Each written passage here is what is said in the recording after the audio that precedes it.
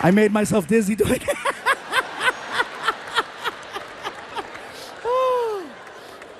So let me tell you guys, if you ever get the opportunity to travel to India, I encourage you to check it out. You are gonna see some beautiful things. You are gonna see some amazing things.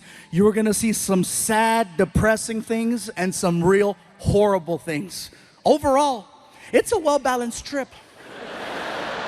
But when you get back home here to the United States, you will have a whole different appreciation for your life. Believe that. I guarantee this, you guys. Here's something else. No one uses turn signals over there. No one uses turn signals. They use a horn. Now, if you go to India tomorrow, from the time you get there to the time you leave, you're constantly gonna hear a horn. It's an actual language when people are driving. I'll show you. You're driving? Car on your right. Car on your left. Light up ahead. They talk to each other while they're driving, and they barely miss each other every single time.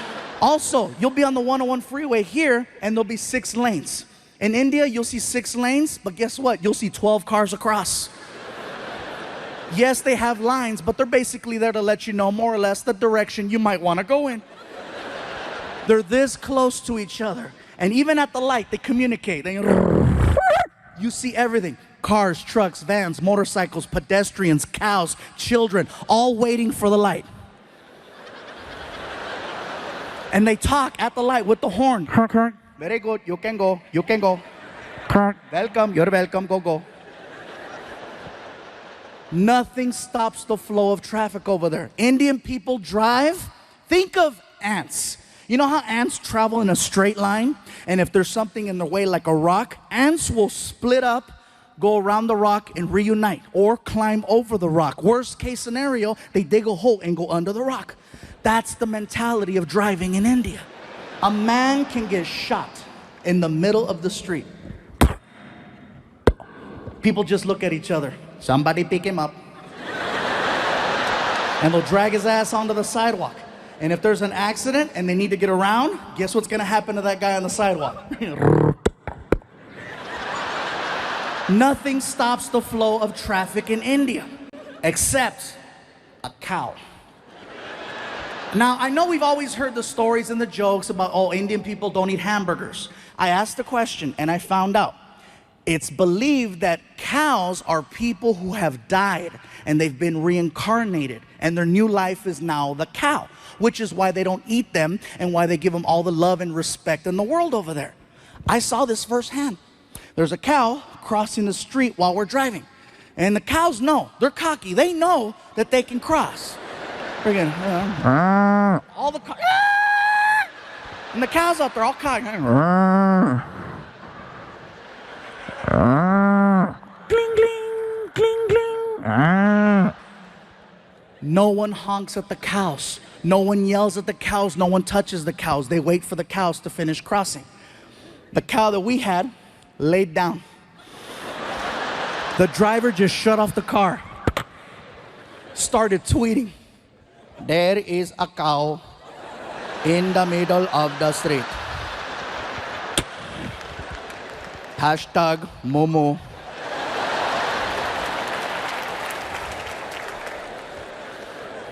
I asked the driver, what's going on?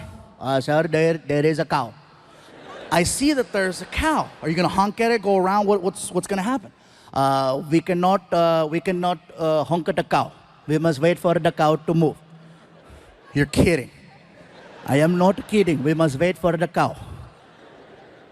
We drove past a dead body 15 minutes ago. That is probably him.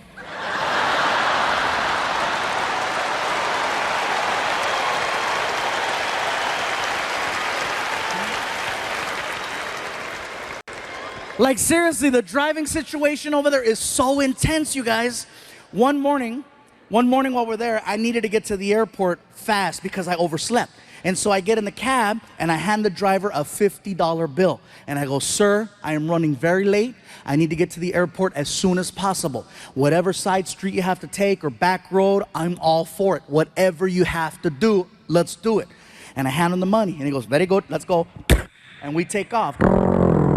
The guy is hitting anywhere from 50 to 70 miles an hour on the street. We are making incredible time. I notice that we're heading in the direction of a red light.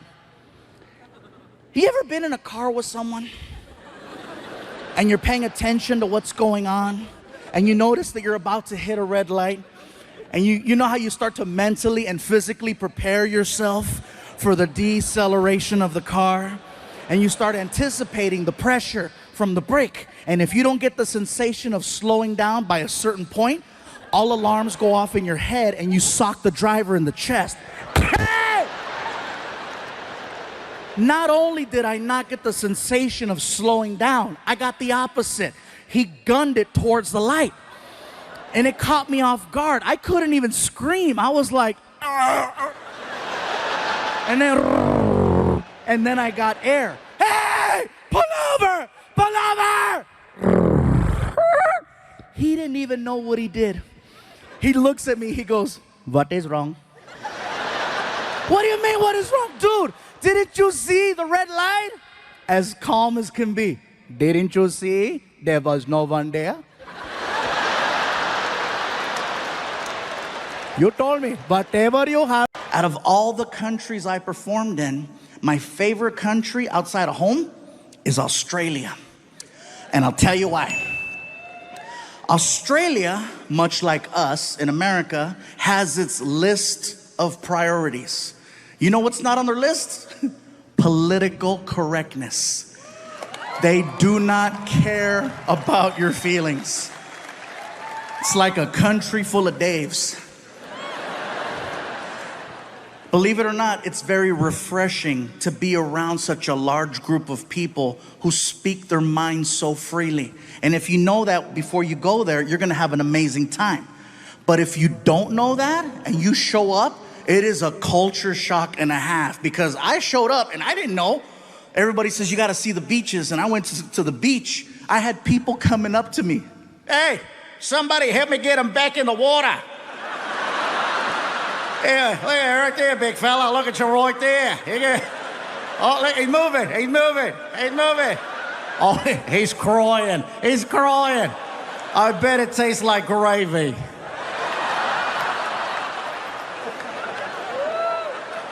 It's not bullying if everyone does it. Martin and I just got back from India. Yeah. So let me tell you. I started posting on Facebook and Twitter that we were gonna go out there to do these shows. And then people started sending me messages, questioning what I was gonna do. First of all, are they gonna understand you in India? Will they understand English okay? Will they be able to follow along with your stories? Once we got there, I come to find out that more people speak English in India than in all of the US and Canada put together. Might as well throw Mexico in there for extra credit. Because there's that many people, and yes, they have the internet. They got the internet, they got Bollywood, they got Hollywood. They understand American culture so much more than we understand theirs. Second thing, people tried to warn me about going over there. Gabriel, be careful. India is a third world country. Don't drink the water in India. It contains parasites that'll make you really sick. Don't eat the food from the street people, especially the street meat. It contains a parasite that'll make you really sick. And most importantly, there's a lot of crime over there. Don't stay out late. When the sun goes down, you go down. I'm like, is it that bad? Parasites. So I'm like, let me get this straight. There's a lot of crime. Don't stay out late. Don't eat any of the food from the street vendors. And don't drink the water. Why does that sound familiar? That's Mexico.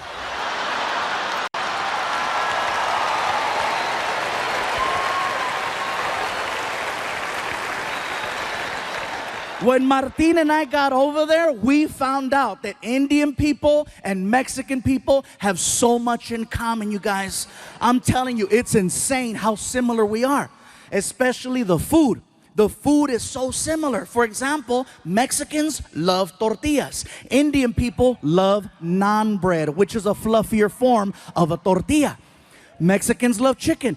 Indians love chicken. Mexicans love hot and spicy. Indians invented hot and spicy. Most popular drink in Mexico is Fanta. Most popular drink in India is Fanta. Indian people worship cows. Mexicans love barbecues. A lot of similarities. Most of the people that I met over there were very hardworking and humble. And I gotta tell you, every time I talked to someone, I was always greeted the same way. They'd look at me, they'd put their hands together, they'd do a little bow, and they say, Namaste, which is an endearing hello. It's really nice and sweet. And then I noticed that Indian people, when you're talking to them, do this thing with their head, where it will begin to move side to side as they're speaking. Now, at first when you notice it, you think, oh, he slept wrong. He just got a kink in his neck. Get a Tempur-Pedic! Now, when they start speaking, their head starts moving. And I noticed this. The guy is checking us into the hotel, and he's really cool. He's like, listen, if you have any problems at all, okay, you call the front desk, you press 0. We will send somebody to your room to help you. Whatever you need, we got it for you right here, okay? It's very good. Now, one thing I notice is the more they talk and the more excited Indian people get, the more the head starts to move around. Somebody at the hotel yelled out to the clerk, that's Fluffy. And the guy was like, oh my God, I don't believe it. I can do it. I thought it was you. I thought it was you. Oh my God, I cannot believe it. This is so crazy. Oh my God, Fluffy, Fluffy, Fluffy. Even crazier than that is that the mouth is actually connected to the neck. When the mouth stops moving, the head stops wherever the mouth left off. And when you see Indian people talking to each other, you can see it. Okay, let me tell you something. Okay, okay, hold on, wait, hold on, wait, okay. Like if you're Indian and you stutter, you are so screwed. Somebody stop him!